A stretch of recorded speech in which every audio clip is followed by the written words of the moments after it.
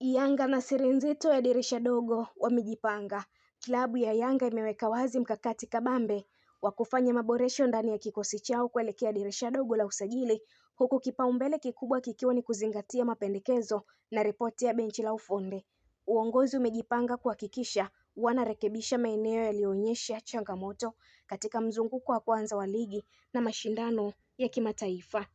Ofisa habari wa Young Africans Ali Shabani Kamwe amesema licha ya ufinyu wa muda na changamoto za kupatikana kwa wachezaji wenye ubora unaotakiwa kipindi hicho, bado klabu imejipanga kufanya kazi kubwa ili kuhakikisha matakwa ya benchi la ufundi yanatekelezwa.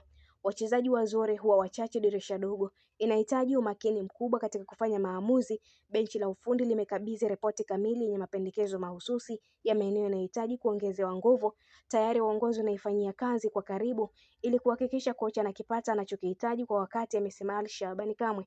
Ameongeza kuwa lengo ni kuona timu inaendelea kuwa imara na yenye ushindani mkubwa. Mipango ya Yanga haishii tu kwenye usajili wa kikosi cha wakubwa, bali pia inaelekezwa kwenye mradi wa soka wa Yanga Soccer School ambao umeendelea kukua kwa kasi na kuonyesha matunda yake.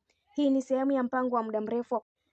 Kamwe ameongeza kuwa uwekezaji huu wa vijana ni mkakati madhubuti wa kuhakikisha Yanga inakuwa na kikosi endelevu ambacho kitatoa wachezaji bora watakaoingia kwenye kikosi cha kwanza bila gharama kubwa za usajili. Hii ni njia ya kisasa ya kuimarisha klabu kwa muda mrefu. Yanga imeonyesha dhamira thabiti ya kujiimarisha ndani na nje ya uwanja, kuweka mikakati ya muda mfupi kupitia usajili wa dirisha dogo na mikakati ya muda mrefu kupitia mradi wa kukuza vipaji.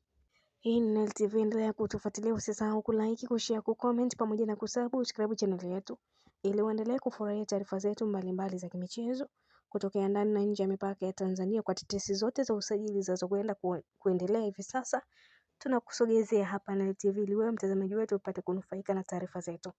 Niliyekusomea taarifa hii ni mimi Lizo Sport. Wakati mwingine, bye bye.